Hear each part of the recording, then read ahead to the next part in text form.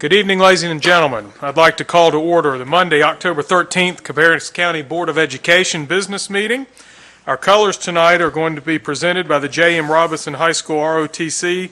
Carrying the U.S. flag is Cadet Major Tyler Forget.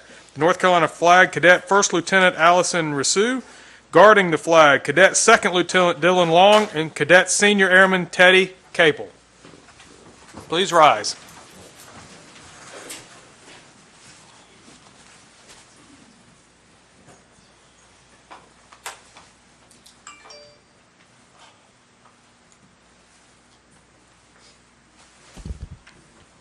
Color guard.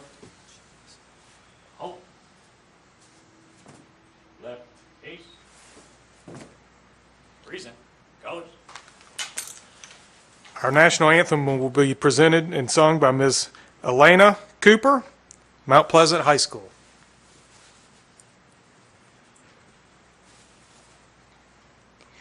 Oh, say, can you see by the dawn's early light what so proudly we hailed at the twilight's last gleaming, whose broad stripes and bright stars through the perilous fight o'er the ramparts we watched were so gallantly streaming, and the rocket's red glare, the bombs bursting in air, gave proof through the night that our flag was still there.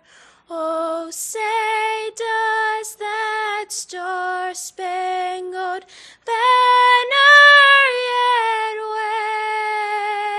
wave o'er the land of the free and the home of the brave? Carry. Color. Post.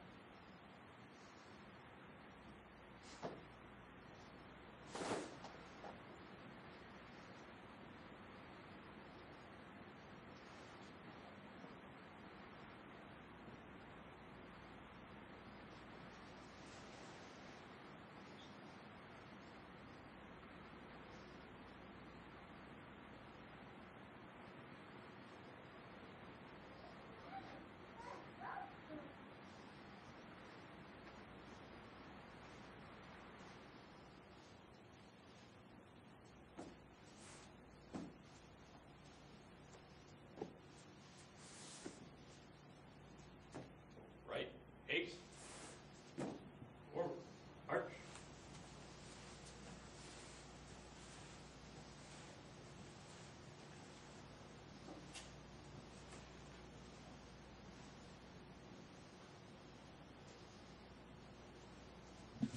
Thank you. You may be seated.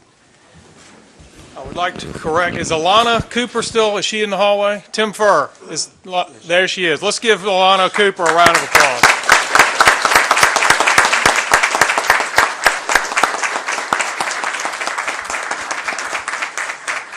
Thank you very much for being here and performing. That was outstanding.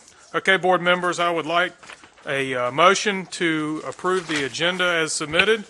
So moved. I've got a motion by Mr. Walter, Second. second by Mr. Harrison. All those in favor say aye. Aye. Any opposed? Fantastic. We will move on to section 4, and we'll ask Ms. Rhonda Boone to come to the podium for our recognition section.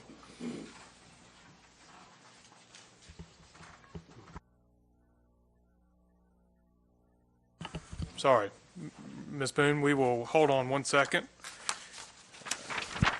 before we do that.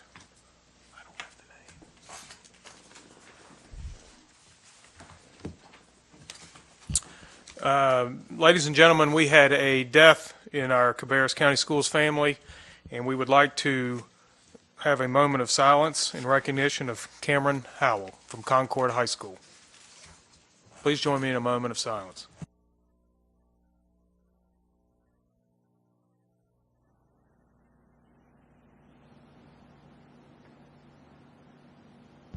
Thank you. Now we will ask Ms. Boone to come to the podium.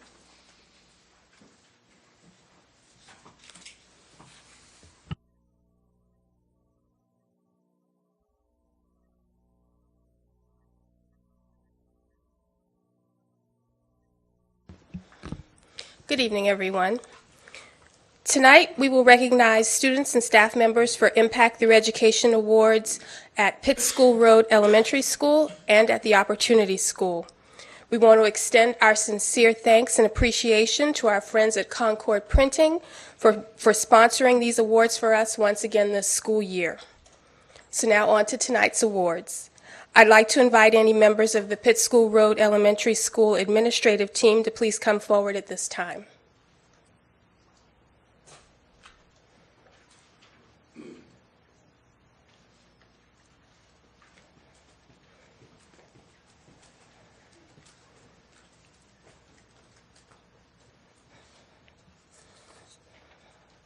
Our first honoree from Pitt School Road Elementary School is Carla Velasquez Contreras. Would Carla and her family please come forward?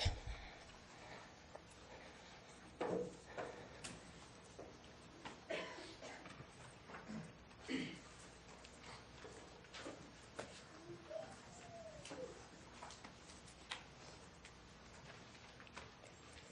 I'm going to need everybody to squish a little bit closer together. Thank you.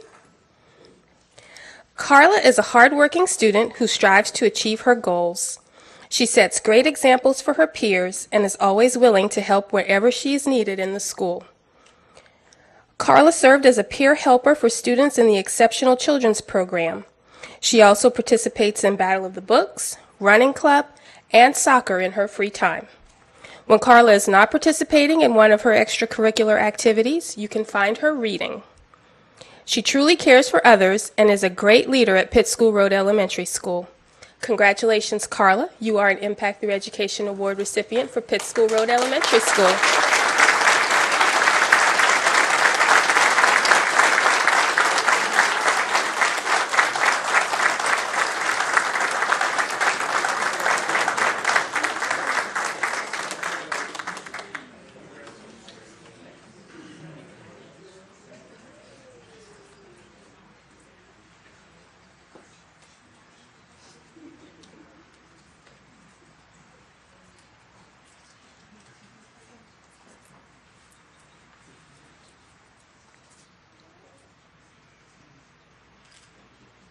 Thank you.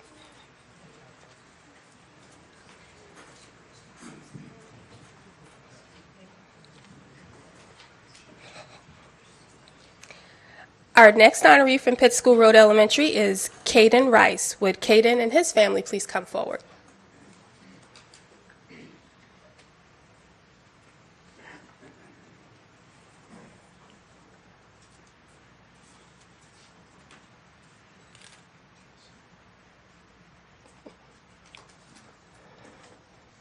Caden is a hard worker and a good friend to all the students at Pitt School Road Elementary School, regardless of their age. He is a member of the school's safety patrol and arrives at his post early to make sure everyone is safe. Caden is always eager to learn and has a great attitude. He enjoys being outside riding bicycles and motorcycles. He also likes to draw and build Lego figures. At the beginning of this year, Caden was asked to help kindergarten students make their way to class each morning, and he did so with a smile. Congratulations, Caden, on receiving the Impact Through Education Award for Pitt School Road Elementary School.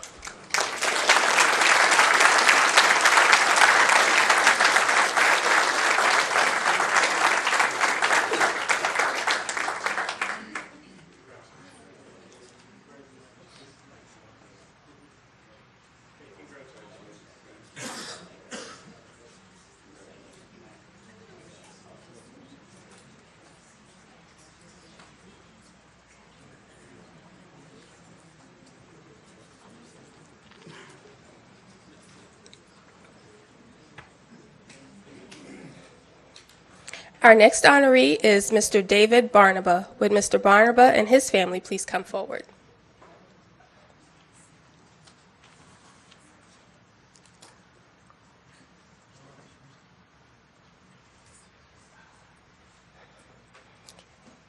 Can y'all step a little forward, or just a little bit? Thank you. Mr. Barnaba has been at Pitt School Road Elementary since it opened 10 years ago and in education for 16 years. He goes above and beyond to give students cultural arts experiences by volunteering his time after school with the chorus and drama club. He also volunteers as a running coach for both the boys and girls teams. He even spends part of his summer running Camp Vocalize for students in 3rd through 5th grade. Mr. Barnaba's classroom instructional environment creates a level of excitement from which all students benefit. He has built a strong and positive relationship with our community. You can find him on the weekends attending football games, band competitions, chorus events, and school plays supporting former students. Congratulations, Mr. Barnaba, for making an impact through education at Pitt School Road Elementary.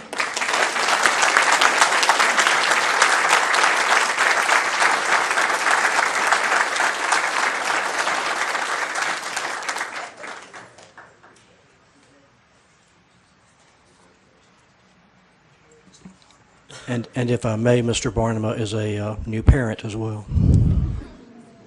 Congratulations.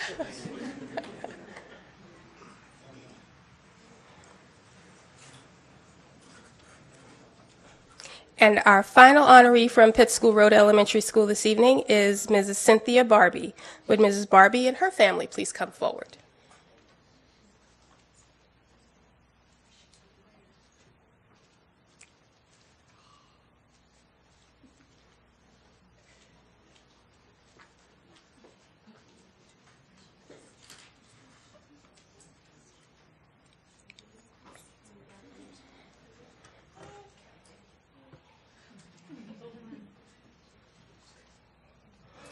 Mrs. Barnaby has been at Pitt School Road Elementary for 9 years. Oh, yeah, I'm sorry. I thought I was reading the wrong thing. I'm so sorry. Mrs. Barbie has been at Pitt School Road Elementary for 9 years and in education for 17. She has served as a teacher assistant and is currently the school's clerical and media assistant. Cindy is always willing to help out and tries to find ways to recognize other staff members for all of their hard work. She goes out of her way to make new staff members feel welcome, and she is the school's in-house candy supplier. She often volunteers to drive for field trips so students can enjoy experiences that extend beyond the classroom. When Cindy is not performing her duties in the media center, she's working with students on technology, providing interventions, and anything else needed to support their learning, and she always does it with a smile. Outside of school, Cindy volunteers with her church to provide food and clothing for families in need. Thank you, Mrs. Barbie, for your contributions to Pitt School Road Elementary School, and congratulations on receiving this award.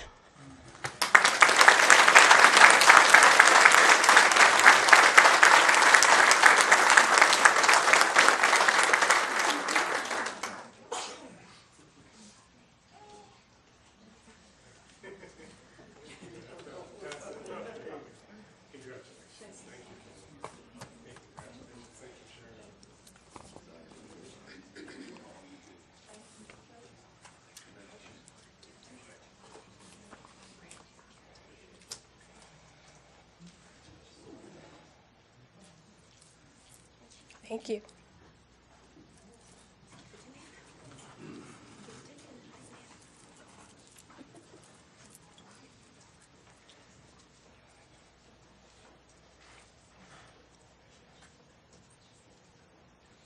Next, we will honor our students and staff members at the Cabarrus County Opportunity School, and I'd like to invite any members of the school's administrative team to come forward at this time.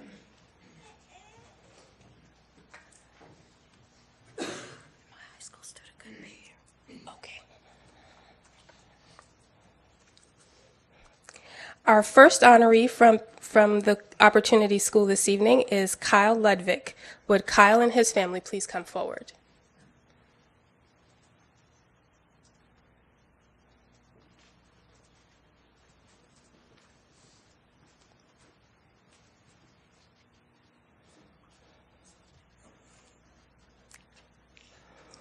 Kyle is a capable 7th grader who exemplifies the meaning of taking the initiative for his own learning.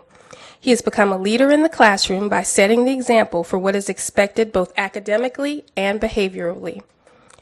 Kyle tries his best in all that he does. His teachers say that his actions and character present an influence in the class that is both helpful and commendable. Kyle's favorite subject is science. He enjoys being active and loves sports and physical education. He especially likes swimming. Congratulations, Kyle. You are an Impact Through Education Award winner for the Opportunity School.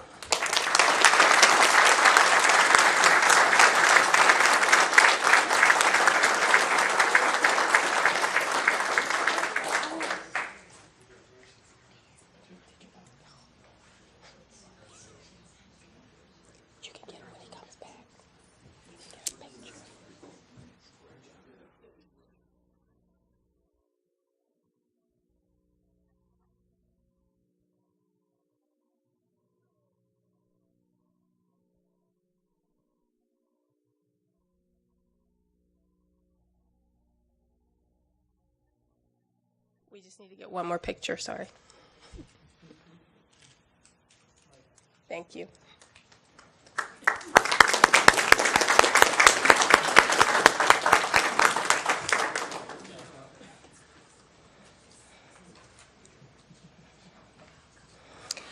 Our next student honoree from the Opportunity School is Courtney McClendon, but she was not able to join us this evening.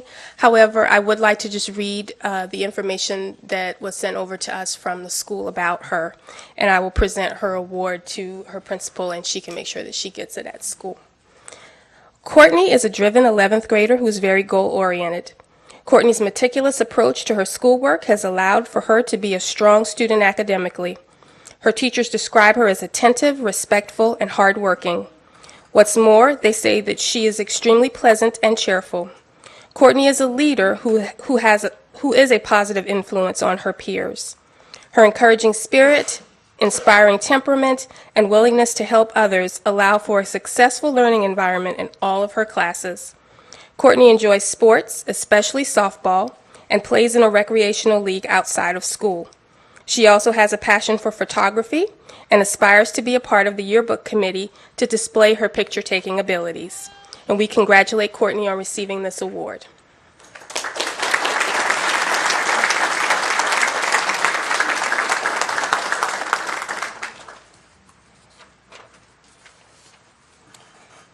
Our next Opportunity School honoree is Mrs. Karen Farthing. Would Mrs. Farthing and her family please come forward?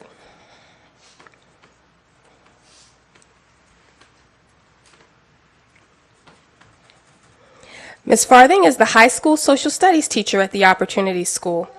After teaching middle school in Texas and North Carolina for more than 25 years, she sought a new challenge and found what she describes as her perfect position at the Opportunity School, where she plans to spend the last few years of her career with talented educators.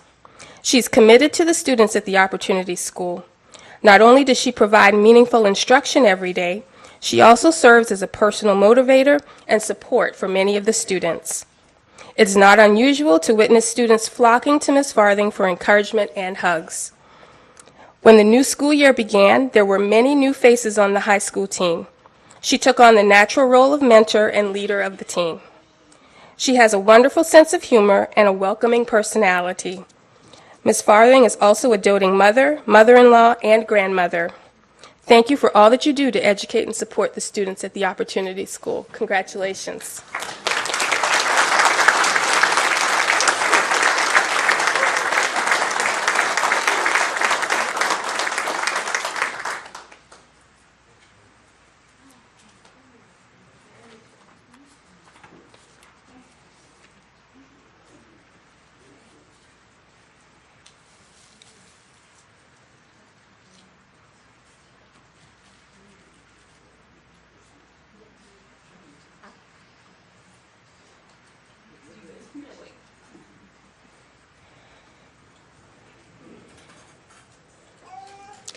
And our final honoree from the Opportunity School this evening is Mrs. Susan Perry. Would Mrs. Perry and her family please come forward?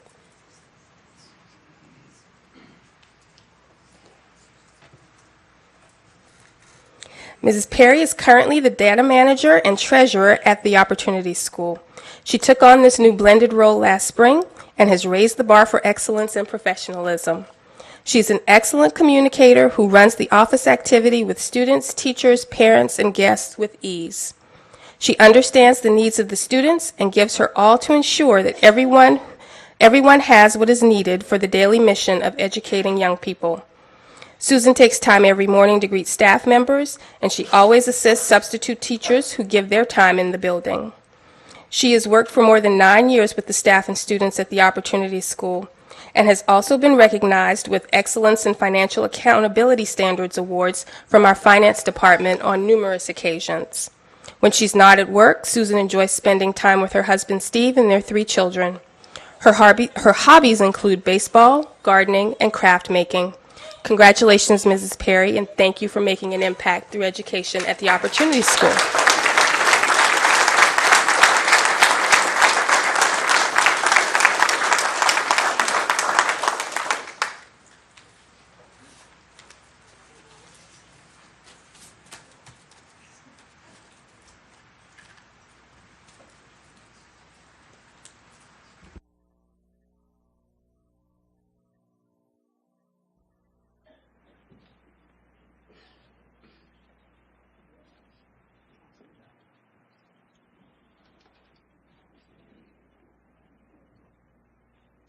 Okay, congratulations to all the Impact Through Education Award winners. And again, I would like to just say thank you to Concord Printing for being the sponsor of those awards. And before we move on to 4.2, I would like to recognize Sharon Deese, our SRO from Harrisburg Elementary School. Thank you very much for being here and providing security tonight, but more importantly than that, for everything that you do out at Harrisburg Elementary School. We greatly appreciate it. Okay, we will welcome Ms. Glenda Jones and Dr. Shepard and Mr. Tim Vaughn from Hilbush Ford. Hilbush Ford is the sponsor of our Teacher of the Month Award, and we look forward to another Teacher of the Month presentation. All right. Good evening, Mr. Chairman and board members. As always, we want to acknowledge Mr. Vaughn and Hilbush Ford for their continued support and generosity. Thank you for celebrating and rewarding our outstanding teachers. The Cabarrus County Schools Hilbush Ford Teacher of the Month for October is Lieutenant Colonel Scott Rose, U.S. Air Force retired. Yes. Lieutenant Colonel Rose, would you, your family, and any members of your school administrative team please come forward?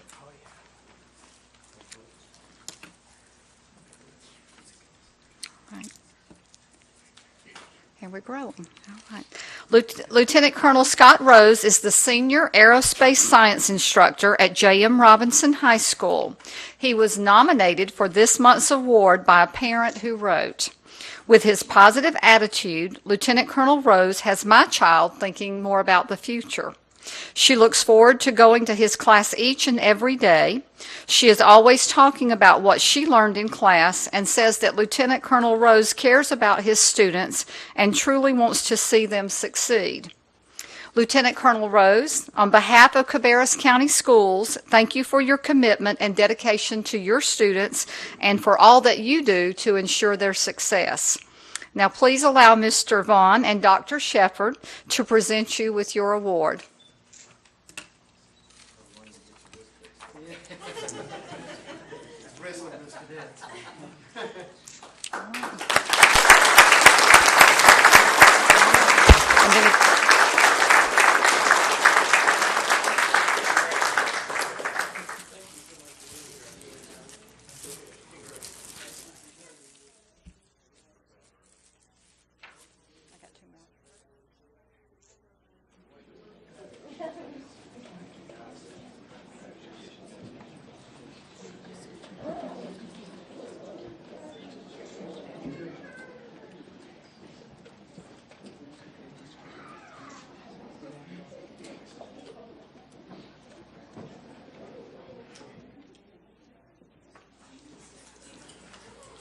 Okay, and we will keep Glenda at the podium. All right. We would like to, at this time, recognize Cabarrus County Schools 2015 Principal of the Year and ask Dr. Adam Auerbach and his family and any administrators to come down to the front, please.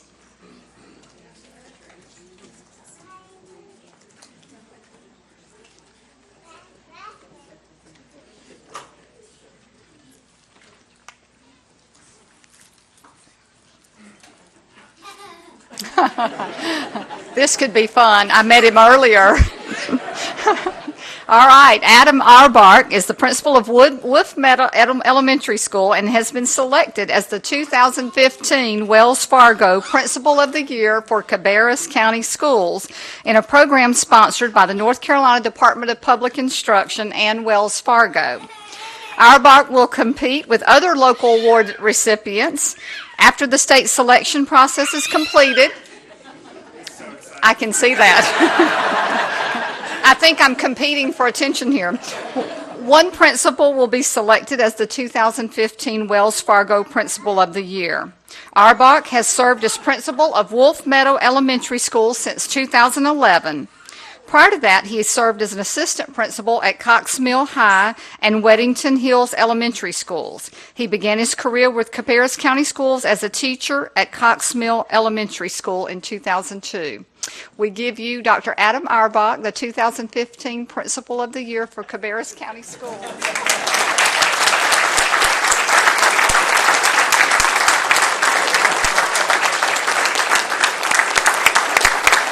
Go hold the baby. Go right ahead.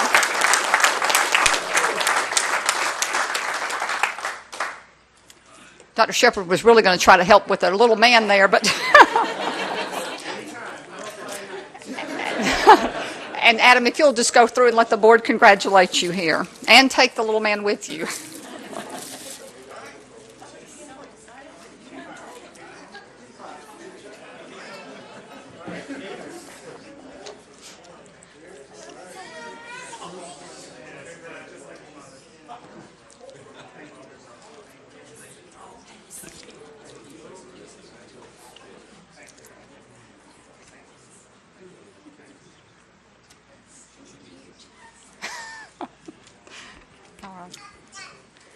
Okay. At this time, we would like to recognize the 2014-15 Assistant Principal of the Year for Cabarrus County Schools, Miss Sue Nash, and like to give her an opportunity to come down to the front with any of her family or administrative team.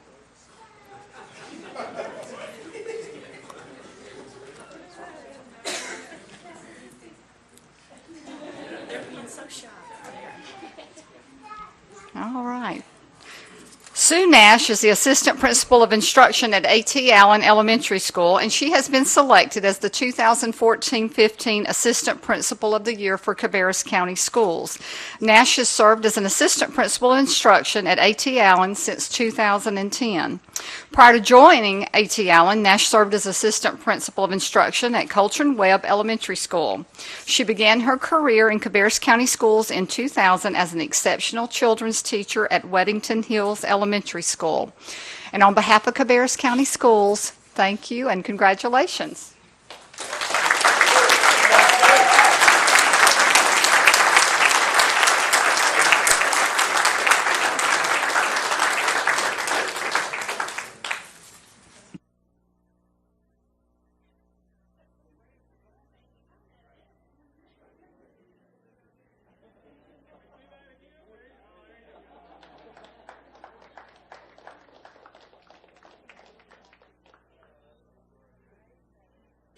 You know, there's no substitute for enthusiasm.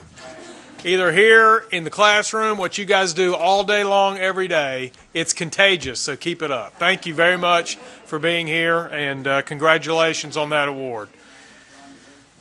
Okay, now we will ask Ms. Ronnie Boone to come to the podium for a special recognition for Ellis Jewelers and Mr. Dan Levinson. Yes, I'd like to invite Mr. Dan Levinson to come forward, please, and stand with Dr. Shepard.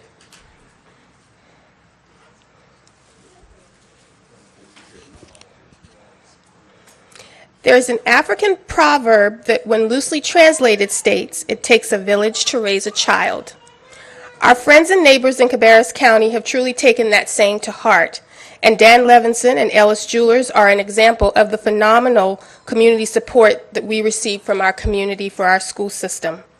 Through its Future Designer Contest, Ellis Jewelers encourages the budding artists and designers in our schools to create jewelry designs on paper, and then Mr. Levinson and his team bring those winning artwork designs to life as one-of-a-kind pieces of jewelry.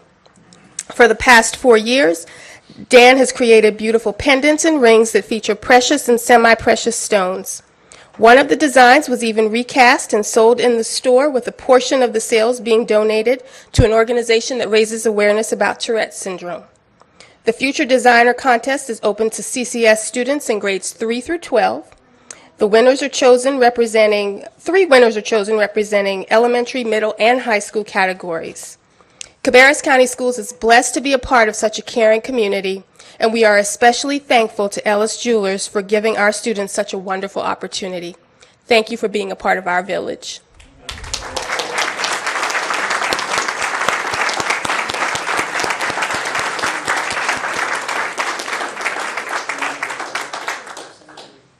Did you get one of them together? We need one or two of you together when he comes back down.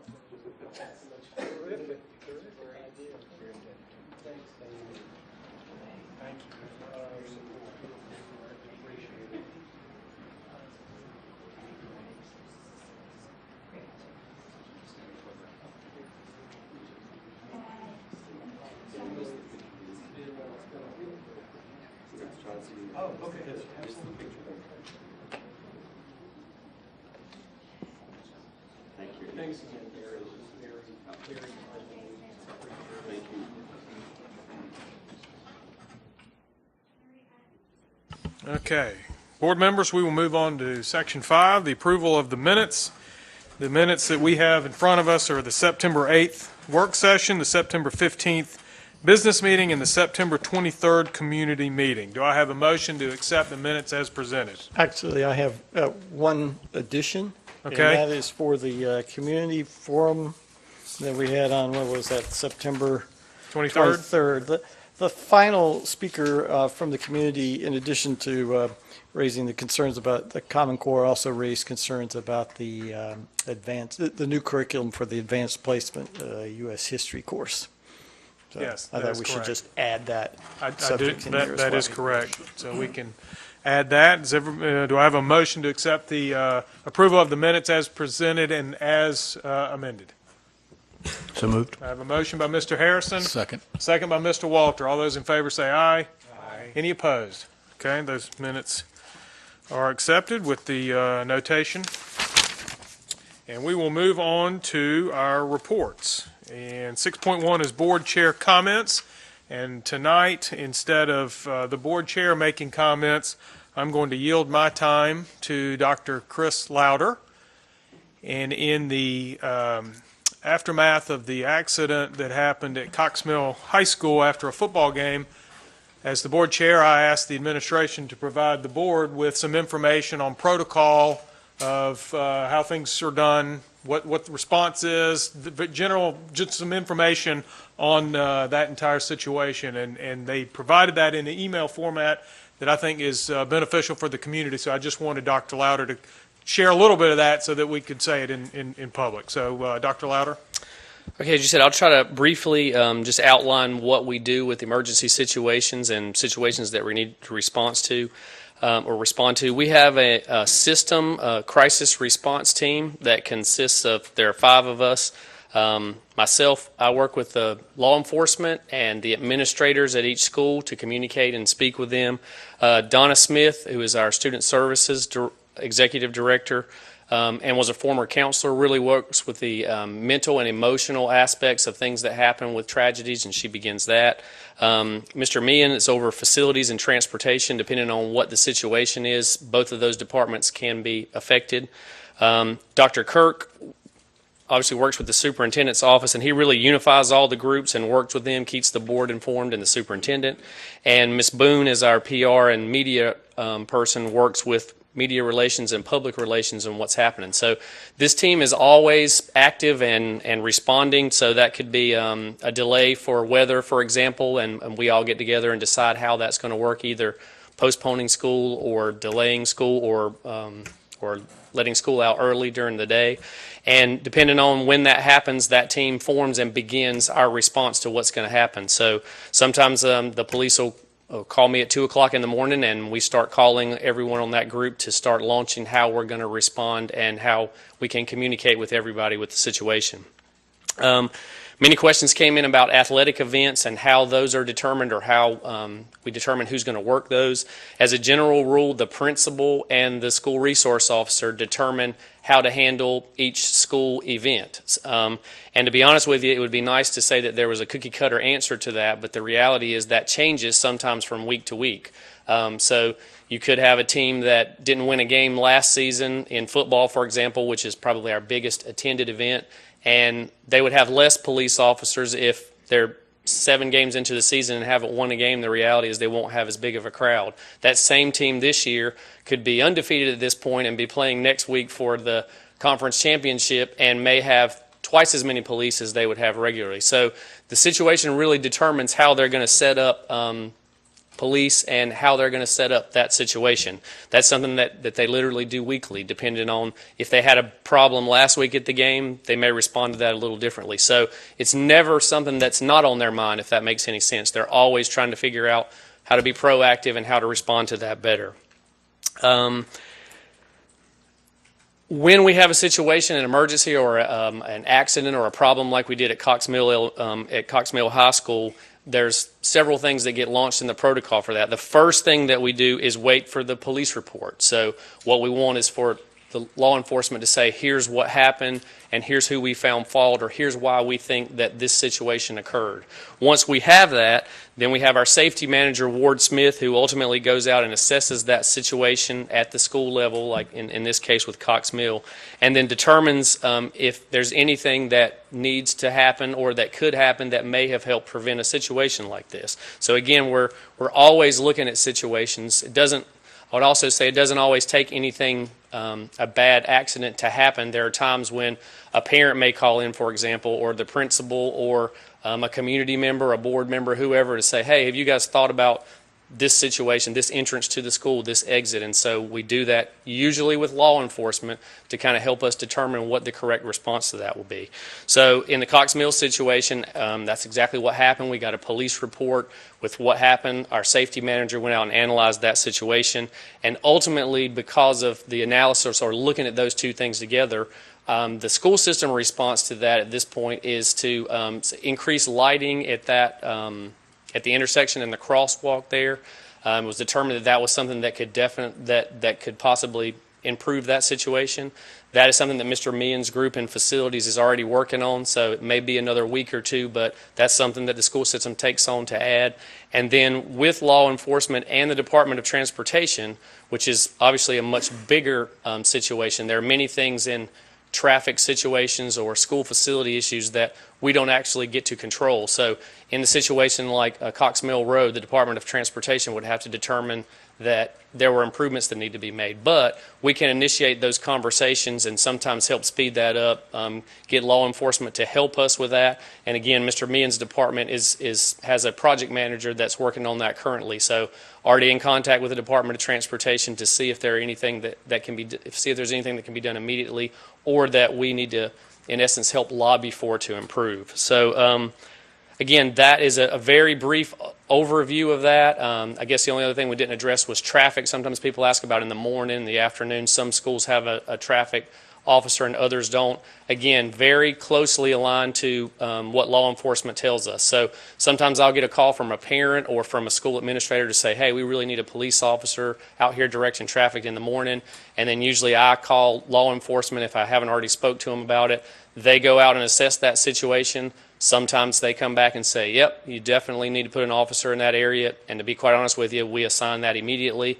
And other times they say, this is actually a beginning of school type thing. Let's put an officer out there for 2 weeks. And after the first 2 weeks, when we've got traffic patterns, I don't think we'll need an officer anymore. So largely we rely on law enforcement to tell us whether that can improve the school situation or make it safer.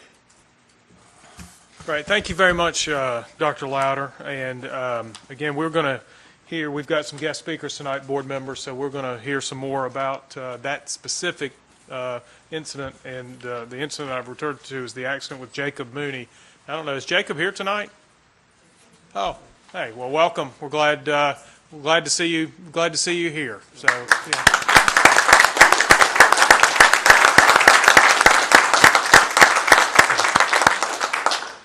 Okay, and with that, board members, we will move on to 6.2 and superintendent comments. Thank you, Mr. Chairman. Congratulations are in order for Rocky River Elementary School for receiving a Hometown Huddle grant worth $5,000 from the Carolina Panthers and United Way.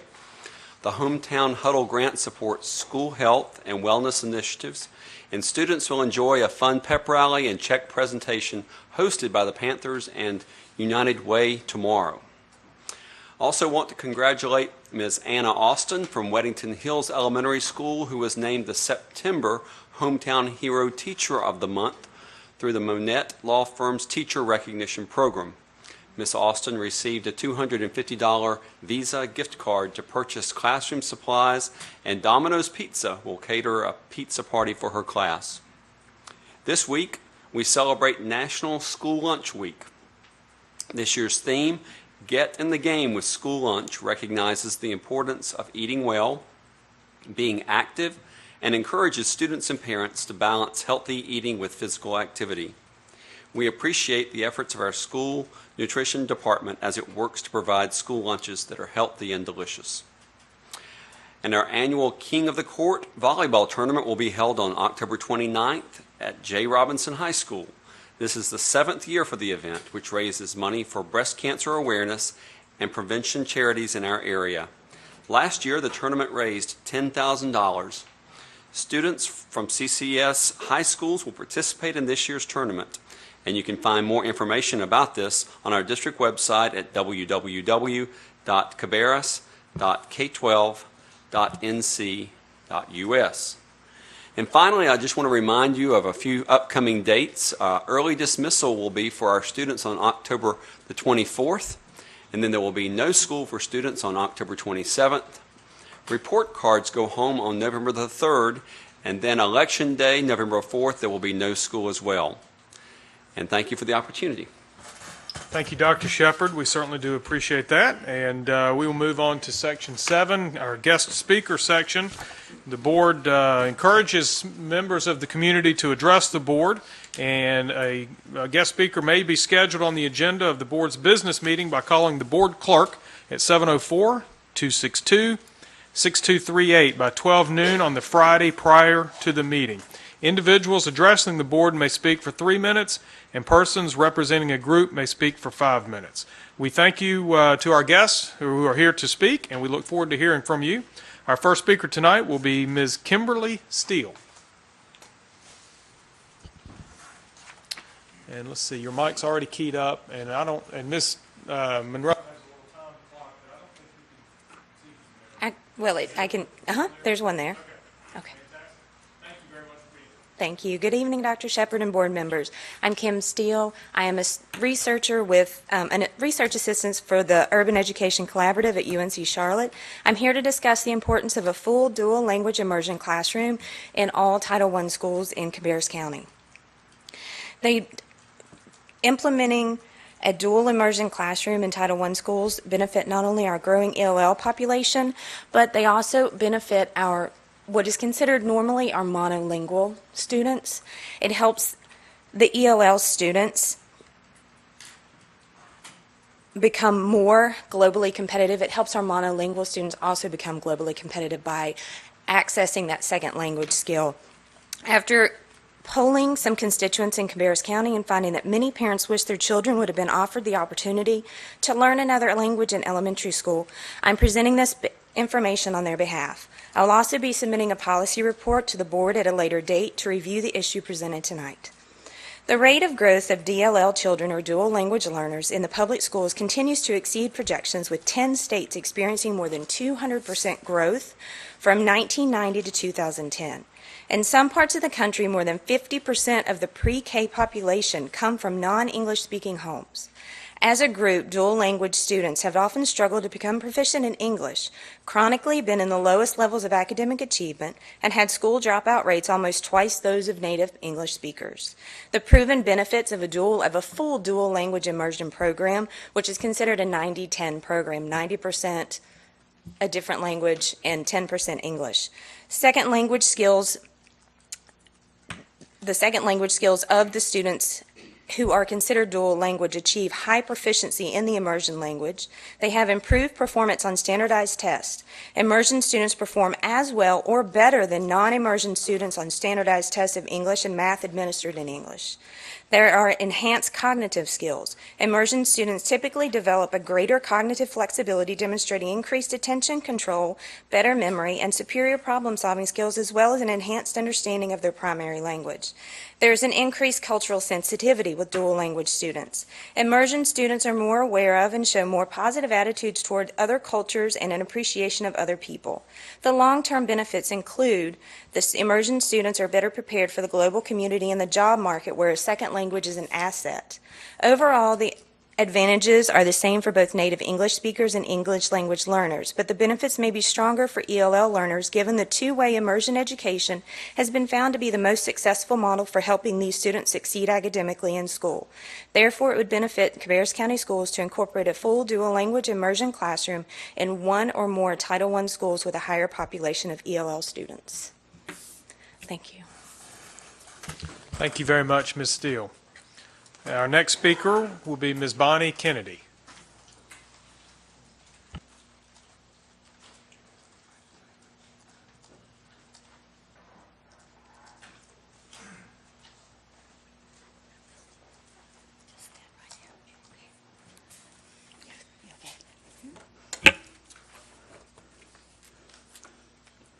Good evening, Dr. Shepard and the members of the school board.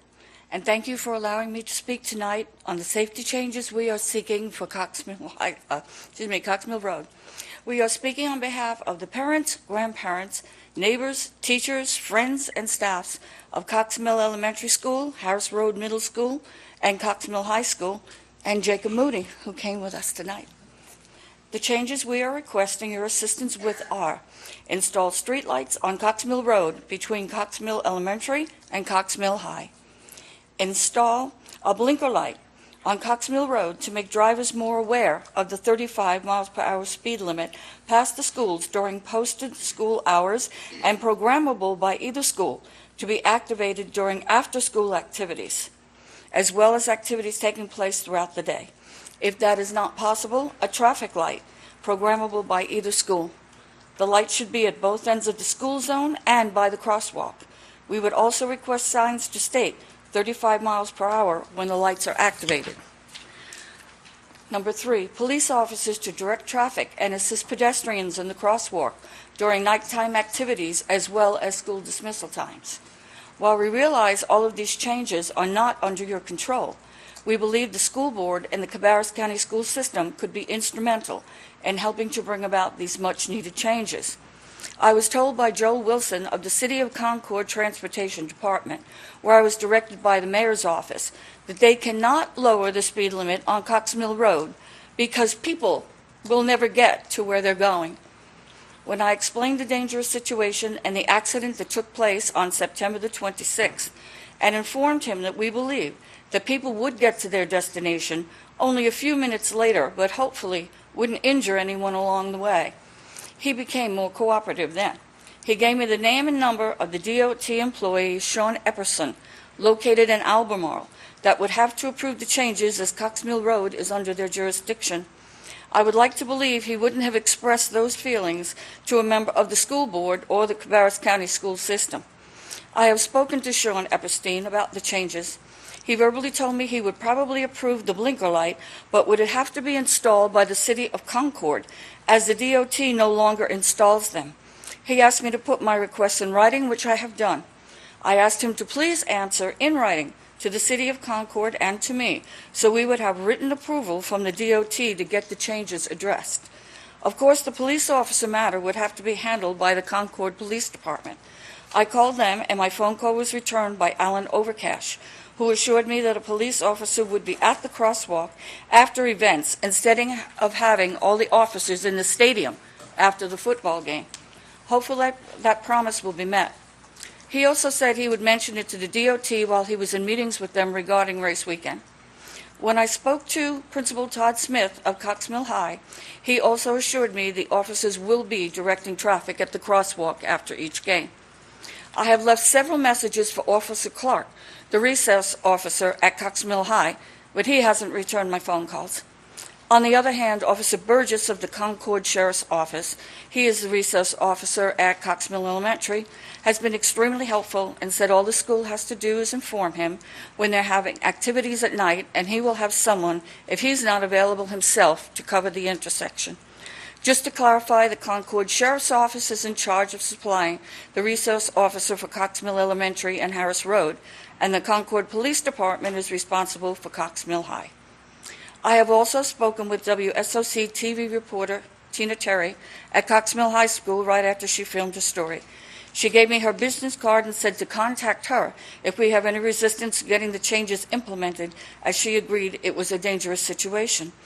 We came here tonight to ask the school board and the Cabarrus County Schools to assist us in getting these changes implemented in a timely manner. We believe that you will receive answers from the DOT more quickly than I will, and that you can get the City of Concord to implement these changes in a timely manner once they have the authorization from the DOT. I brought with me tonight signature sheets signed by our parents, grandparents, friends, neighbors, teachers, and staff members expressing our desire to have these changes implemented. There are 748 signatures gathered in just 1 week to show our whole community's concern over the safety of our children. I would like to thank Jeff Phillips for his valuable assistance for addressing the concerns tonight. And now this is Kim Castro. She is an employee of Cox Mill Elementary, who will now explain more fully the problems our students are facing while trying to cross Cox Mill Road. Thank you. Good evening, Dr. Shepard and members of the board. My name is Kimberly Castro, and I am a concerned employee and parent at Cox Mill Elementary School. I am concerned about the safety of our students at Cox Mill Elementary School as well as Cox Mill High School. There are many wonderful opportunities available that require students from both schools to cross Cox Mill Road at various times of the day.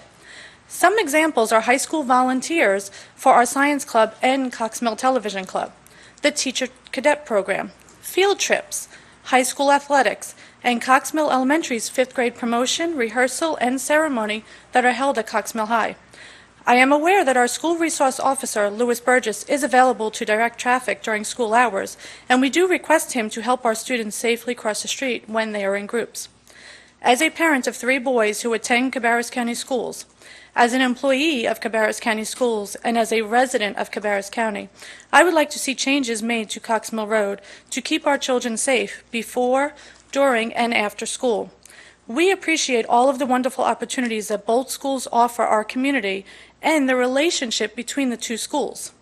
I know Cabarrus County is the clear choice, so let's make a few changes to Cox Mill Road to keep our students and community safe.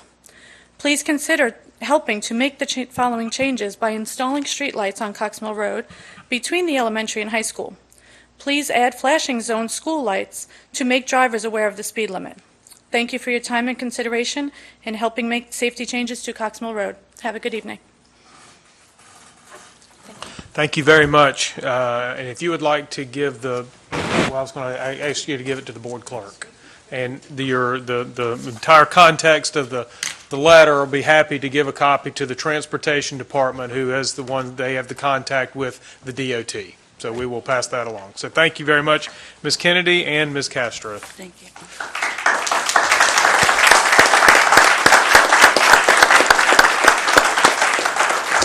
Okay, board members, we're going to move on to Section 8, the approval of the consent agenda. These are the items that we discussed last week and put on the consent agenda. Do I have a motion to approve the October 13th, 2014 consent agenda?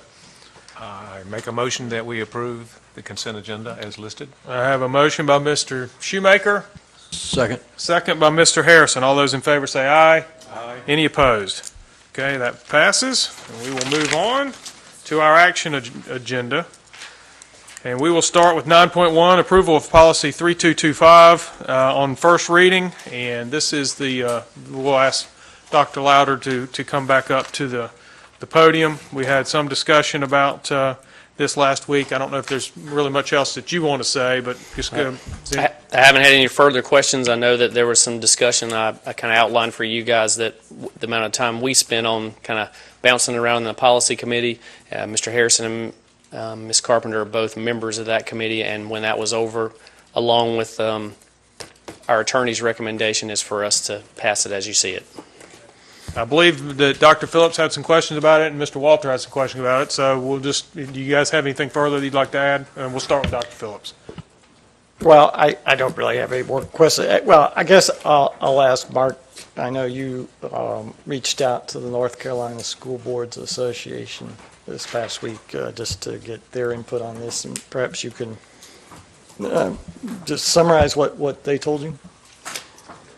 Yeah, I think it is the School Board Association's position, and their model policy is that you not have that all communications between school employees and students go through official school resources. So their view is that way you've got it on school system equipment that can be monitored and saved, as opposed to an individual teacher communicating via Facebook or personal email or some other course. So we think the best practice is to require that those school communications go through those official channels. So that's what the School Board Association recommendation is, and that's also our recommendation as your council. Okay, Mark. Mr. Walter, do you want to make a comment? Again, I don't have much else to add other than the fact that, I have a disagreement with the opinion on that. I think it is the 21st century. We already have several staff members that are using social media, and there are a lot of benefits to it. I think the key here is responsible use, and if they're not using it responsibly, that we should do something about it. I don't think we should prohibit it, and that's where I see the rub and where my disagreement is. Okay. Mr. Walter, thank you for your comments. Anybody else have a comment? Well, I don't believe that this policy prohibits the use of emails. It refers you not to use it if at all possible for school matters, because it's a work versus casual interaction with people, especially when you're communicating with students. It does try to keep that communication on a business level, school level, whatever you want to use as the proper terminology. So I think this thing addresses that issue, just like in any company that you would be a member of, you would be expected to use their email system, so that if there were some type of litigation that were pending because of some type of communication through the written word, then you would have access to that information. You'd be able to sequester it and get it. If not, and there's a person's email has been a part of this process, then what happens is they have to now subpoena all of their email and all of their Facebook and all of that, and we're trying to save them from that. So we would prefer that they not use Facebook and email for transmitting or performing special functions that are associated just with the school life of the individual in employment of our school system. I think this policy gives them the open hands to do whatever they want. They just open themselves up to a lot of other undue scrutiny if they have misused their personal account to communicate school business. Thank you, Mr. Shoemaker. Dr. Phillips, you have another comment? I will just follow up on Mr. Shoemaker's comment. If it was that the flexibility was in this policy, then I would certainly support it. But the problem is that on page 5, under number 2, employees, it says, thus, employees may not use personal websites, personal email accounts, or personal social media to communicate regarding school-related matters, to attempt to communicate with other employees or students about school-related matters. That sounds like a prohibition. That doesn't sound like any flexibility at all. The reality is that we know that that's not going to happen, that it's happening now, that this Twitter account, come on out to the Fall Festival this weekend. We're going to have hundreds of incidents where that's happening. And then if we try to come down with a ton of bricks on the one who uses bad judgment in using that media, they're going to be in a pretty good position to say, hey, wait a minute, you let all these others slide, how come you're coming down on me? There's not clear guidance in this policy that says, here's what's good and here's what you can't do. Okay, thank you, Dr. Phillips. Any other question or comment? Go right ahead. Thank you, sir. I really think the crux of this question is, of course, not whether it's Twitter or email or 15 other technologies that are out there today, or gosh knows what'll be out there tomorrow.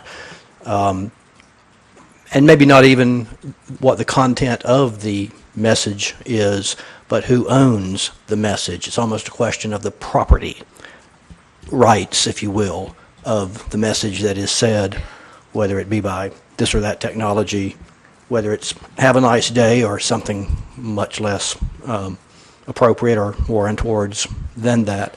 And I think what the policy attempts to do is establish that commentary by school staff needs to be on school equipment and in school servers and retrievable sources such as that, because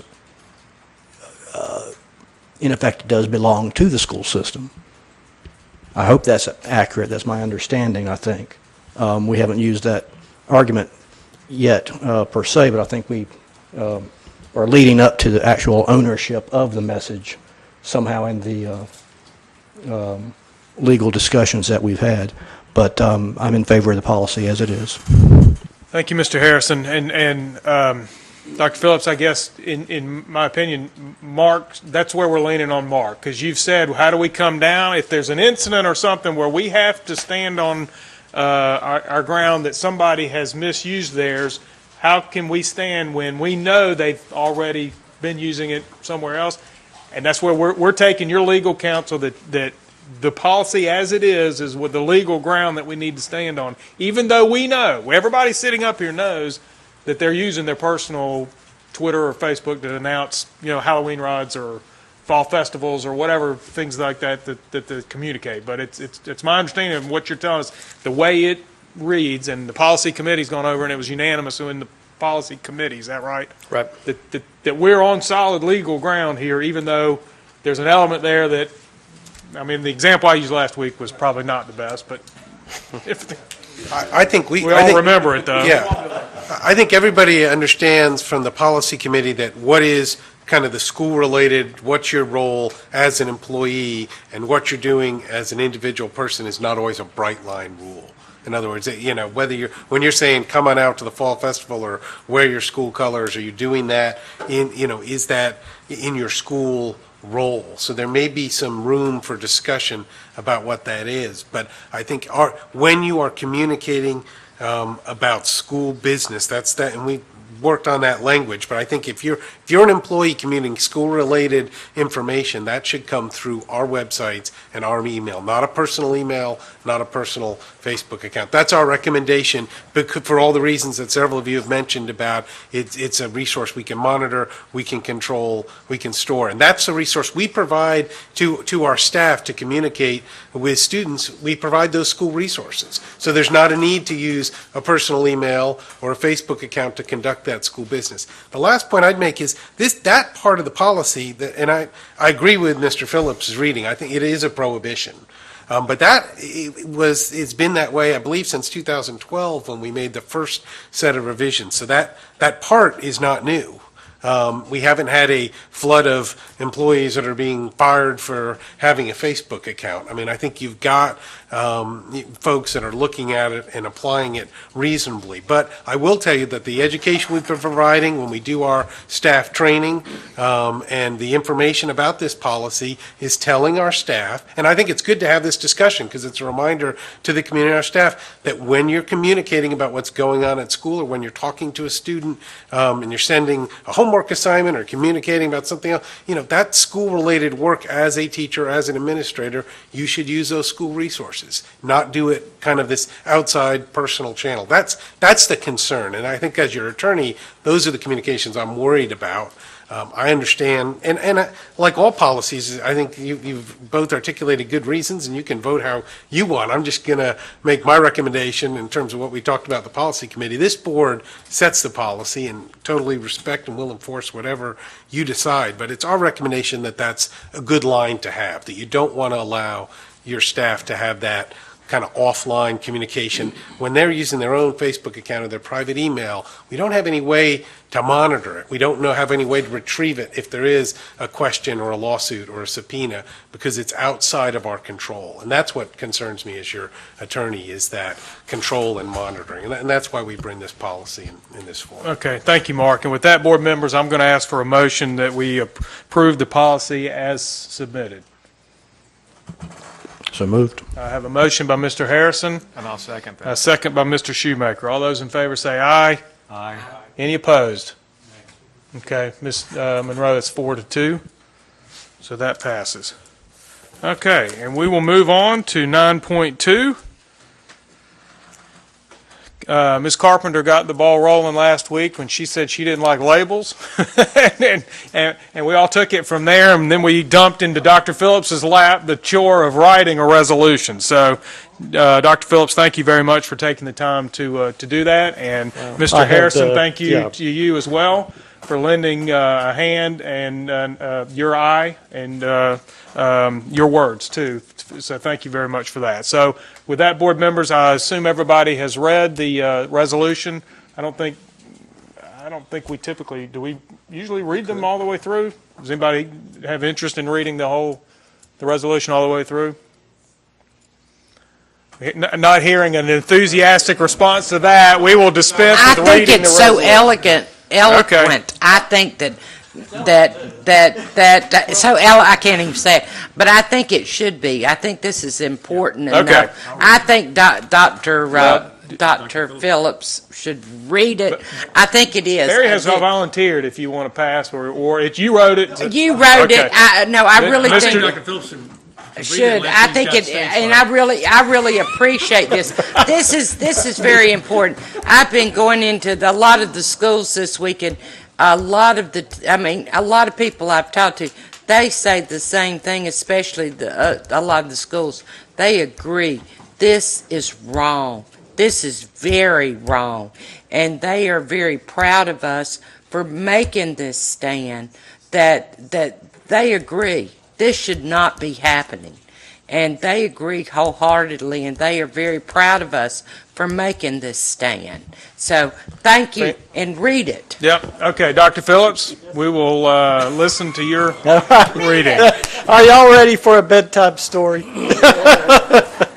Resolution regarding the state's proposal to assign letter grades to each public school.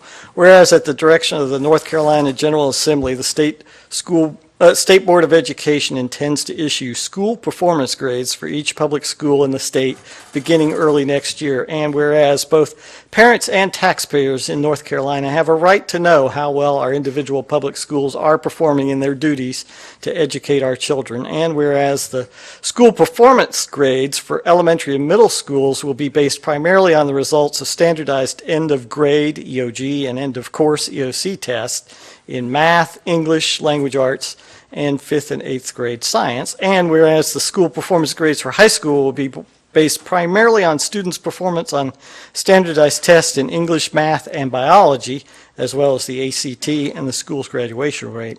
And whereas extensive empirical analysis exists demonstrating a preponderance for evidence that strongly correlates economic and demographic conditions of a school's neighborhood with student performance on North Carolina's standardized test, such that schools drawing from wealthier populations of students consistently do better than schools drawing from populations of higher relative poverty. And whereas this correlation of performance to socioeconomic conditions is reflected in the results of the students who attend Cabarrus County schools, and whereas it is clear that students who come from families with more resources are better prepared and equipped to learn, and whereas Cabarrus County schools with higher percentages of students from lower income families consistently show increases in student growth from the beginning to the end of a school year that meets or exceeds the average one-year growth of North Carolina students.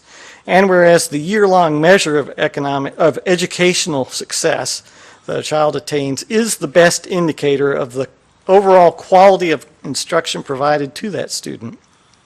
And whereas the state's proposed grading system for schools underemphasizes gains in yearly growth, in other words, what a student learns in a year, by a weight of only 20%, while disproportionately emphasizing performance on standardized tests with a weight of 80%.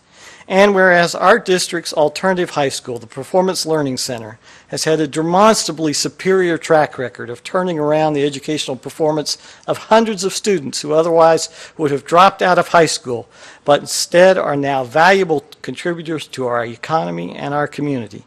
And whereas for only one of many examples, the proposed state grading formula would assign the Cabarrus Performance Learning Center a grade of D, thereby implying that a program that plainly is successful is falsely labeled a near failure, giving the school an unwarranted stigma of low achievement, which stands to be a negative deterrent for future potential students from recognizing that the PLC is a lifeline to their success.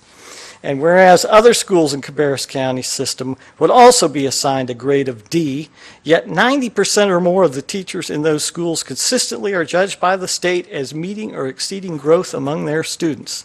Now, therefore, be it resolved that the Cabarrus County Board of Education finds, for all of the above reasons, the North Carolina General Assembly's mandated school performance grading system is an ill-conceived, ineffective, and potentially damaging approach to addressing otherwise legitimate needs to provide parents and taxpayers with accurate indications of school performance. And be it therefore further resolved that the Cabarrus County Board of Education believes North Carolina's reputation as a state with a strong education system will be unnecessarily damaged by the assignment of misleading and counterproductive grades to many of its public schools, and be it further resolved that the Cabarrus County Board of Education respectfully requests that the General Assembly delay the issuance of school performance grades until a new system which gives a more accurate reflection of the true performance of a school is put in place, and be it further resolved that the Cabarrus County Board of Education respectfully requests that the superintendent of Cabarrus County Schools work with the superintendents of other school districts in North Carolina, as well as with the North Carolina School Boards Association, to develop an alternative grading system which can be used to give parents and taxpayers a truer vision of the performance of our schools. Well done, Dr. Phillips. Thank you very much for reading that.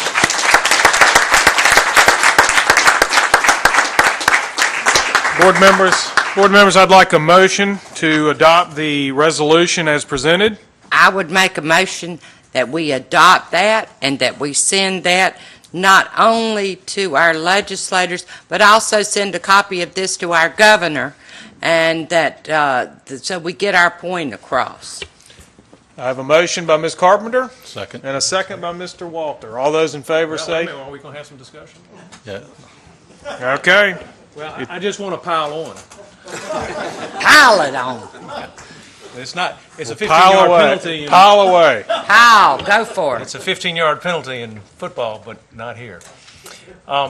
Anecdotal evidence that supports what we've done here. Recently, in the spring, we had a report that came out from U.S. News and World Report talking about 3 of our high schools that were rated, 2 of them were given a silver medal performance. And just for instance, Cox Mill was rated out of 19,400 schools in the nation. It was rated 1,157th or 9th in the state. It would get a grade of B under this new system. Now, Repeat that, because they were still clapping. yeah, y'all were Did you hear clapping. that? I should have stopped because there was an interruption from the audience. No, that's okay. No, They no. just need to Let get me the just. order right. I want you to understand this. So, Cox Mill was rated 9th, which was a silver medal in the U.S. News and World Report, and they received a B under this new grading system. All right. Central Cabarrus, another silver medal performer in this, was 1,664th out of 19,400 schools. It received a silver medal and was 23rd in the state. It also received just a B, just barely got a B in this grading scale. Mount Pleasant received the bronze medal. I don't have any ranking information because they didn't go that deep into the report, but it received a C out of this grading. Now, here's an interesting thing, and this is how confusing you can get when you get these reports out there. The U.S. News and World Report says this was the list for 2014, but it was based on the grades from 2011, 2012, so Hickory Ridge isn't even in the mix, and Hickory Ridge is our only A-performing high school in this grading system. And with an 85, well, it's one of 2. The Kannapolis and Cabarrus Early College was also an A-rated performer in this scale. So there's a lot of confusing things, and when you start seeing ratings that come out, the public is going to get really confused, especially with this letter grade rating. Now, I talked to Dr. Van Hukelum today about the Performance Learning Center, and I said, what was it that distorted the outcomes? And Dr. Van Hukelum, could you come and share with us what you thought distorted some of the outcomes? And while he's coming up, I want to also talk about last year, if you remember, our teachers were rated one of the top top functioning groups in the entire state. Not only did we have exceeds, but we had meets, and we had, between the exceeds and meets, we had a high number of teachers in meeting the goals of the growth continuum, which pushed us up. We didn't have super excelling. We had a lot of excelling teachers, but not compared to some of these other groups. And the teaching component is not considered at all in this formula. And for another example, Royal Oaks, 91% of our teachers were top, in the top two categories of performance last year, yet the school itself got a D as well. So, Dr. Van Hukelum, I appreciate it if you, I just want the listening public to really understand, because they may have missed our conversation last week since it was just a report. Sure. So just kind of reiterate a couple of things. In the Royal Oaks example, it's at Royal Oaks, 100% of the teachers on staff met or exceeded growth, and yet the school would be rated a D. So you have these two metrics that do not seem to make sense when you put them together. 100% of teachers do what they came to do every single day and grow those kids 180 days, and yet the school is going to be labeled a D. The PLC, because there's two reasons why the PLC really would struggle under this metric to ever get above a C at all. One is the free and reduced lunch staffs, which we've talked about, was mentioned in the resolution. So the kids that go there are typically disenchanted with school, and the PLC is a lifesaver for them. It turns them around, gets them turned back onto school. They're able to accelerate their learning, graduate, and be productive members of society. But that doesn't mean they're necessarily going to be proficient on some state tests. The second reason is their sample, because it's a small school, only 120 kids, the sample of students that actually take an EOC, in other words, the number of kids that take Math 1 or English 2 or biology is so small, they don't qualify, it doesn't generate a growth score. So they automatically lose out on 20% of the formula because they don't have enough kids to really make up a growth score for that particular school. Same is true with our alternative school. They don't have enough kids to generate a growth score. So those two factors kind of preclude them from ever doing any better than probably a C. Thank you, Dr. Van Hukelum. Mr. Shoemaker, is that all the piling on you're going to do? You're going to do some more? Well, I just wonder, in light of that, do we want to add anything else to our resolution to continue to pile on, or do you think it's sufficient as written? That's in light of the fact that there is no real teacher performance growth component in there. I just wonder if we ought to state that. I know that in January they're going to be reviewing this again. They're going to send this out, and this is when it will be released to the public. The true scoring, which this is a facsimile of the true scoring, so we don't know exactly what they're going to come out with. We think this is close, but in January we'll see the true scoring, and we don't want the public to be caught off guard that we didn't give you warning that this is going to come out. It wasn't going to be pretty. Also, when you look at this scoring and what it could do to this community and where people are going to go to school and what they're going to think about schools, when you start seeing that Cox Mill's a B and everybody thought it was a school of excellence, and they start seeing that Central Cabarrus, a STEM school that's producing unbelievable, especially growth results, and it's a B, and then you see Hickory Ridge, which is just about overcrowded, and it's an A, and everybody wants to go there. Well, you may have to end up capping that school because we just can't accept with so much growth there. I just think it sends the wrong message to our community. It also could have a deleterious effect on real estate values and everything else around here. How do you move things when you find out your schools aren't rated what you want them to be rated? So I think this is very deep and something that we all need to really think about as we go forward in this. Okay, well, we have a motion and a second. So if you'd like to amend the resolution, you need to make a motion to do so. I'll just open it up to anybody else who has any more comments. No, we also didn't mention that the grades the following year could be even worse, as D schools will be F schools. So, but I think it's good. I think it's well written the way it is. And one other thing, I think we ought to send this to every superintendent and their school board in North Carolina, I guess, again, with numbers. Yeah, I think typically would that be, I don't know who I'm asking, we can send it to NCSBA and then they would distribute it to the districts. So, okay, well, board members, I have a motion and a second. So if we want to do something else, If we do pass it, I'll make sure I get it to the law conference and hand it out there. So that'll be on Wednesday. Okay. Thank you, Mr. Shoemaker. Carolyn, do you have a comment, or you need to key up, down? Okay. All those in favor say aye. Aye. Any opposed? Okay, the motion passes 6-0. No, that's okay. There's no penalty flags for piling on here, like you said. Okay, we'll move on to 9.3, approval of the school improvement plans. And we'll ask Mr. Matthew Fell to the podium. And board members, this is on the action agenda because last week there was so much data to look through. We wanted to give everybody another week to look through. So if you've got any further questions or clarifications, now is the time to ask. I do know of one question that Dr. Phillips is going to ask, so we'll start with Dr. Phillips. If I can give you a quick update. Sure, go right ahead. I figure you would definitely want to know. We had 2 schools last week whose proportion of abstain to those who voted for was a little too heavy on the abstain side. Those 2 schools, J.M. Robinson and Northwest Cabarrus High Schools, both asked their staffs to vote again today. The abstains were because people just forgot to do the vote. Both schools did take a revote. J.M. Robinson had 108 for, 3 against, and 4 abstain, a clear majority voting for. Northwest Cabarrus High School had 78 for, 2 against, with 0 abstain, also another clear majority for. Also, all school improvement plans assurances sheets have been submitted, have been signed, and all of the votes have been included. When I look down through all of the votes, there is a clear majority in all the situations at this point. So I just wanted to give you that update before we continue on. All of the plans, assurances sheets have been updated on board docs, with the exception of, I can't remember which one, JM or Northwest, I can't remember which one came in at the last minute, but that will be updated for you tomorrow on board docs as well, so you can take a look at those. Thank you, Matthew. We appreciate that. And yes, clearly that's a change in a pretty wide margin and of a clear indication of the approval of the plan for those 2 schools. So we will go with the question that from Dr. Phillips.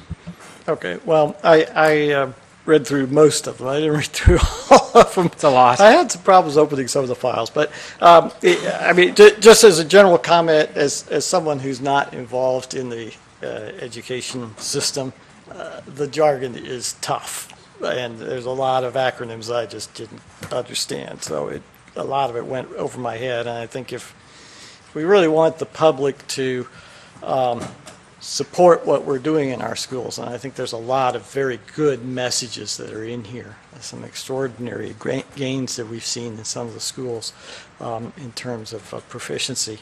The public needs to understand what we're doing, and in order to do that, we need to write these things in a general fashion, or at least I would like to maybe at the top of each goal have English prose. There's a paragraph or 2 that says, here's what we're trying to do.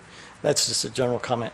My specific comment has to do with both Royal Oaks and Wolf Meadow. Those are the 2 schools where last year we made an intentional investment to buy enough computers and iPads so that there would be a 1-to-1 student-to-computer ratio at those 2 schools, partly because we wanted to have a pilot at the elementary level where we could test out this type of learning and to see what works, what doesn't before we roll it out district-wide. The school improvement plans for both of those schools are good. I mean, the things that are in there, I don't have any problems with at all, but I don't see anything about the use of the 1-to-1 technology and how they're going to roll that out. And to me, we made a big investment. I want to see how that investment is going to be used to help improve performance in the schools, and I think it deserves to be in the school improvement plan of both schools. I'll pass that on. Okay. Thank you, Dr. Phillips. We appreciate that.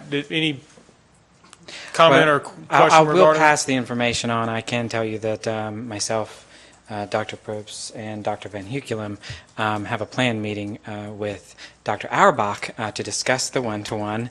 In fact, it was planned about 2 weeks ago and got canceled for different reasons, but we'll be scheduling that and getting that done here shortly, and then we'll move on to Royal Oak. So we have an intentional plan to work on their one-to-one plan, if you will, but it's a good point that it definitely deserves consideration for the school improvement plan. Okay. Well, board members, if you want to make comments, you can. I think the direction that I would like to see us give is we approve the plans as presented with the note that we've now sort of given them as a board some direction to include that. It sounds like you've got some meetings lined up where you're moving in that direction. So is that fair enough? Okay. Anybody else want to make a comment or ask a question about the school improvement plan? Just that the school improvement plans are really the system's, it's statutory, but just the same, it's an attempt to be transparent. And if you want to know what's going on in your schools, go to the school improvement plan. Every parent, every PTA, PTO, president, everybody who's passionate about how the schools are doing should open up that PDF document on the website of each school and be able to see what the high-level work is being done and what areas, whether it's discipline, testing scores, attendance, or a few other major categories that each school is trying to focus on.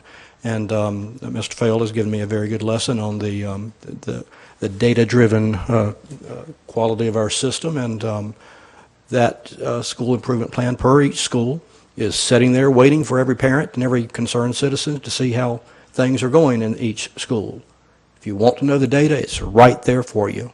Open it up and see, and you'll know verbatim the facts of what the main concerns of each school are and how they're coming along.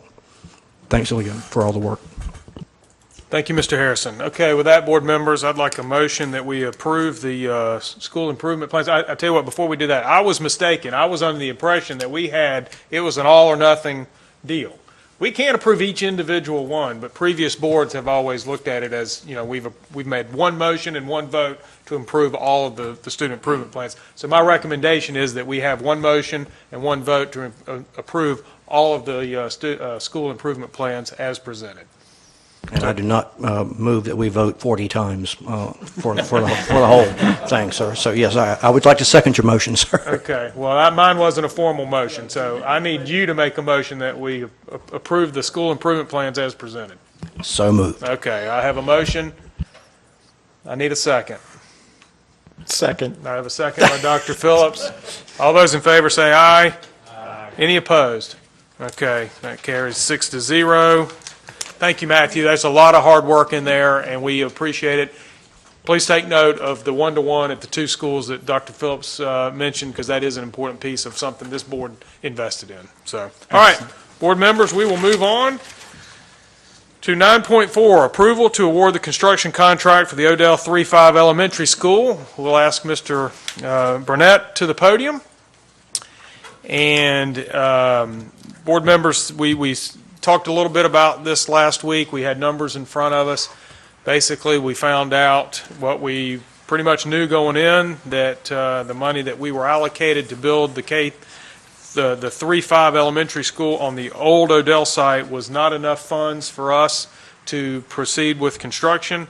My recommendation is, and the numbers that we looked at last week with some of the alternates that the administration recommended to us, was $906,000 and some change. I'm not looking at the number. It's probably here somewhere, but $906,992 above where we thought we were going to be, and where we thought we were going to be was $2 million above what the commissioners had appropriated. So the full amount that we are short is $2,906,992. My recommendation that we have an obligation to the taxpayer and to the community to value engineer the project. In other words, we'll take the drawings, go back to the architect and the contractor and try to whittle the number down the best that we can and find savings anywhere in the project that we can do. In the meantime, while that process is going on, we pass a resolution tonight asking for the full amount of funding of the $2 million that we thought we were short the first time around, so that we can let the contract and then proceed to value engineer and move forward with the project. Does that make sense? I'm not sure I explained that really, really well, but does that make sense? Okay, that's my recommendation. You guys, obviously, I'm just one. You feel free to speak up, and if you've got a question or a problem or want to do something else, then the board as a whole will decide, but we'll start with Mr. Walter. So does that exceed the $20 million that we initially asked the commissioners for with our resolution? It does not, because I have issues if it's over that amount. 19.5. 19.5, So that's which was basically our what we had number. already told them. That's exactly right. And what we're going to try to do is whittle our number backwards toward what we had originally said that we were going to do it for. Okay. And this value engineering, Dave, what type of a savings would you anticipate? Well, it certainly all depends on how aggressive we are and what we want to go for. Certainly, we can be looking at diminished systems, and we can look at deleted and removal of systems. But we'll go through the process with the contractor. We'll make recommendations. We'll try to get the most value out of the. Can you give me some examples of what that means? Well, we have certain items for energy efficiency. We were looking at daylighting. We can reduce the amount of daylighting, and we'll see what the value is on that. And it's certainly something that hurts down the road, hurts the energy costs. But we do need to be able to award the project. So the cuts will be painful. They'll have repercussions, but we do need to be able to award the project. Okay, well, I understand the need to move forward with the project. I'll save the rest of my comments maybe for later. Okay, Ms. Carpenter? Well, one of the things, and with that value, we were looking at the original bid too. Now, if we award that, one of the things, and I don't know if I'm jumping ahead myself, because there was a big discussion on whether we were going to do the tile. Are we going to say to delete that Essentially, right now? we're postponing that call because that will be part of the VE process. Oh, So they'll will come they? back sometime Okay. later and, so what we're saying is, we know the base sticks and bricks, we're 2 million short to get where we need to go. There's, that other 906 is what we're going to have to try to figure out how to whittle down. And then we'll come back and this board at some point in time will make a decision on things like that, or whatever the list is the contractor gives us. We'll accept some. There'll probably be some listed that we won't want to do. And it's, at that point in time, it's a cost-benefit analysis that the board will do on the project and what comfort level we have of going over to the Board of Commissioners and asking for the balance. At this point, do we need to go ahead and say we're wanting to award it to them? That is one thing we would have to do. The point of asking for the extra $2 million is so that we can get the bid under contract while the number is good, which it's good till December something. December 19th. 19th. Does that make sense? That's why so that way we stay on our schedule to hit the timeline to open the school when we've projected to do it, which is January of 16. And that, but well, I don't know if this is the time to ask the question. Is this the time to ask the question about the brick, or shall I wait till later? You can wait till later. Okay. Okay. Now that Carol and I are the only two that in the room that know what you're talking about, that's fine. Any comments on the VE process or the resolution to ask for an additional $2 million? No, I skipped you. I'll come back. Well, I think what you're proposing makes sense. If I understand it right, with the low bid and then adding in everything else that we've spent for land and architects and any remaining furniture and equipment that we have to buy, that we're looking at about 20.4 million, was that the all-in for the project? And so to get us, what you're proposing is let's try to trim that back so that we're back to the 19.5 million that we originally said we needed to do this project. And even though we only got 70.5 million. So that sounds like a very reasonable course. And I know last week, Dave, you mentioned something about that we have been asked by, I think, Parks and Rec to increase the size of the gym, and I'm thinking that might be one of the things that we definitely want to look at again. Do you recall how much money that increase to give us I think it was a high school sized gym would, or not high school sized gym, but a high school sized basketball court? Yes, yes. Yeah, that was $100,000. Okay, so, all right, so there's one example where we could get 1/9 of the way, and then we just need to find some others. That's exactly right. Okay, Mr. Harrison? And just as we go through the value engineering process, what schedule can we expect to be on? When will the results of the value engineering recommendations be brought to us? December, January, February? Certainly much sooner than that. Sure, but I guess I want to get it in my head about, or approximately when you think those recommendations might be presentable to us. I think we'll work with the construction committee, and we'll try to work with some timelines there. But certainly, our effort was going to be to get this done as soon as possible, and really we would hope to be having some dialogue in November. And decisions by the board in December? We'll see if that, we'll see how the construction committee goes. We'll see how the potential reductions are and how they're received, and we'll really have to go from there. Okay, doke. Thanks. Thank you, Mr. Harrison. Mr. Shoemaker. Well, I concur with the direction that we're headed on this to find out what we need on this value engineering. But also, Dave has talked with the prospective contractor about the geothermal costs that they have, and they have come down to $524,000, which I just had that up a minute ago. But anyway, so that's about $137,000 off. Now, what I would like to do is continue to research potential grants to offset the cost so we can get the NPV and the ROI down to closer to 10 years to 12 years, and I think it makes it a reasonable project or value cost to our taxpayers, because that means that it will be paid off in 12 years. This is at least a 30-year project life. That means you'd have 18 years of money that you would gain from the reduction in energy costs. I think it's something we need to think about. I also think that when we do the value engineering, we need to look at if we give away these light things and because we want to save a few dollars, what will that interpret to later on down the road as far as energy costs, and based on whatever 3% a year inflation rate, whatever you want to use on that, it might be higher. But I think those are the kinds of things we got to look at. What is this building going to cost us over 30 years? Not what can we get it in? What can we get in it for today, and then we have to pay later on as taxpayers, and then our children, because this building will be alive when my grandchildren would be ready to inhabit it, and I want to make sure that I'm not passing on costs to that generation that I shouldn't have passed on just because I wanted to save just a couple dollars here, and I didn't present a very good argument to our commissioners as to why we should consider some of the other energy cost savings. In the letter that Dr. Burnett, and I'll be glad to share this with you board members, but in the letter that he sent to me, one of the things he got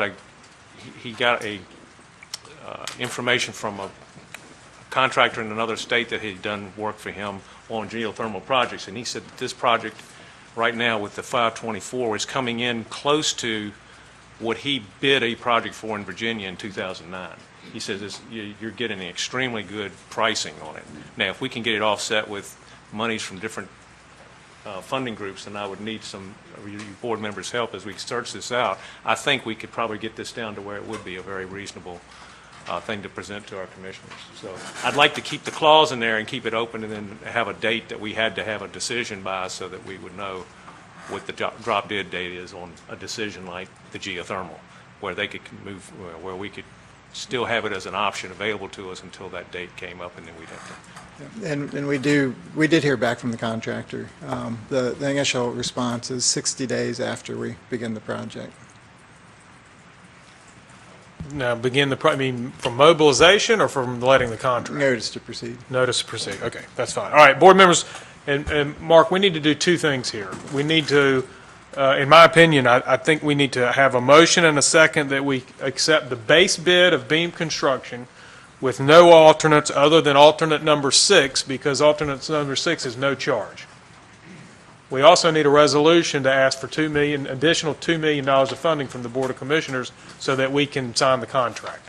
We can do all that in one motion, or is that two different things?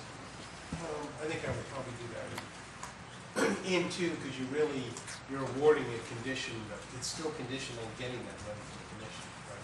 Yes. So I think,